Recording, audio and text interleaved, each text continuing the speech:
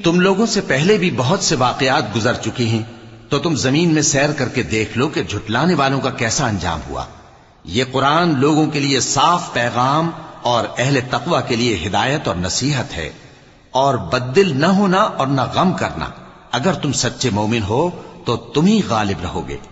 اگر تمہیں زخم شکست لگا ہے تو ان لوگوں کو بھی ایسا زخم لگ چکا ہے، اور یہ ایام زمانہ ہے کہ ہم ان کو لوگوں میں بدلتے رہتے ہیں، اور اس سے یہ بھی مقصود تھا کہ اللہ ایمان والوں کو جدا کر دے اور تم میں سے بعض کو شہید بنائے، اور اللہ بے انصافوں کو پسند نہیں کرتا۔